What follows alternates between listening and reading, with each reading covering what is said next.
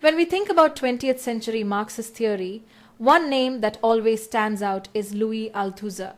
A French Marxist philosopher, Althusser rose to prominence in the 1960s for his attempt to fuse Marxism with structuralism, giving rise to what we now call structural Marxism. He was a long-time member of the French Communist Party, though he often criticized it, warning against threats like empiricism, humanism, reformist socialism, and even the cult of personality.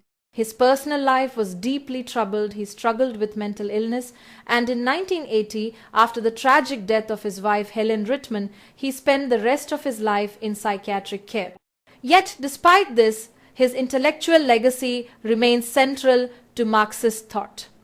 Pause here and note this. His most influential works include For Marx and Reading Capital, both published in 1965.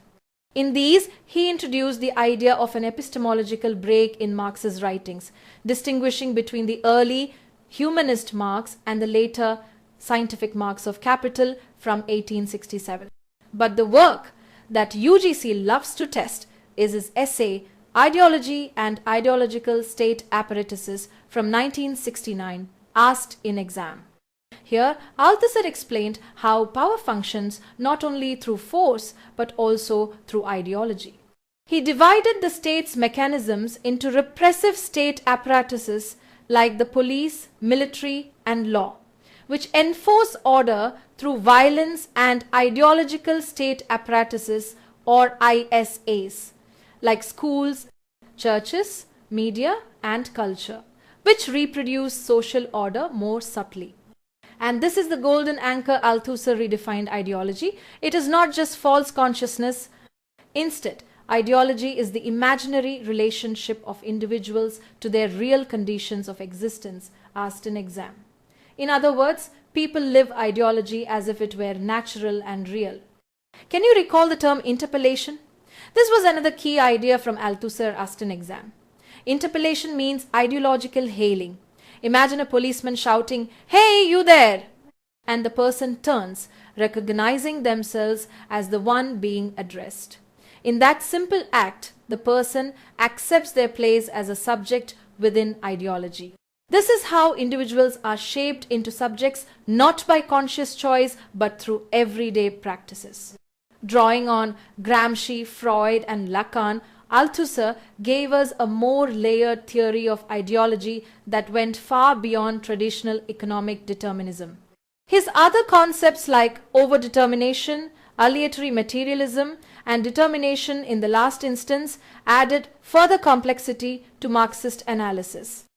By focusing on structures rather than subjects, Althusser broke with existentialist thinkers like Sartre, aligning instead with figures like Lévi-Strauss, Barthes, Foucault, and Lacan.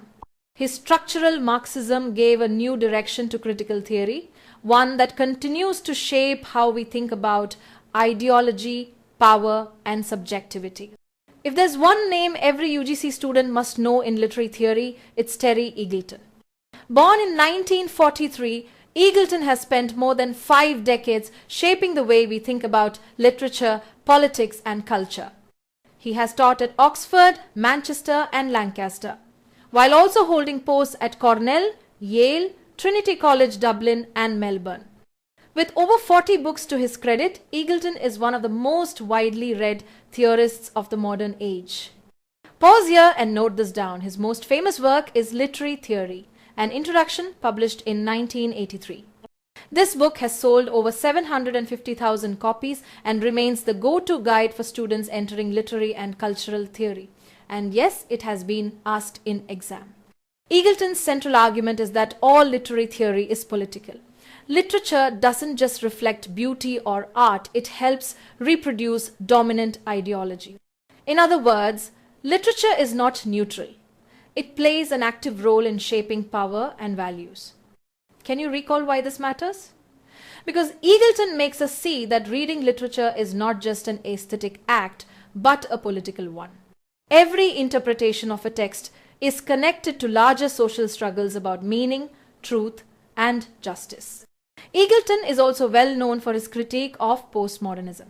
In The Illusions of Postmodernism from 1996 and After Theory from 2003, he argued that postmodern thought had given up on big questions, truth, ethics, objectivity, and replaced them with endless relativism. For him, that was a mistake. But his range goes even further. In his book Reason, Faith and Revolution from 2009, based on his Yale lectures, Eagleton took on both religious orthodoxy and the new atheists like Richard Dawkins. He argued instead for a radical Christian Marxist critique of capitalism and modernity. This blend of Marxism, theology, and cultural critique shows just how unique his intellectual path has been.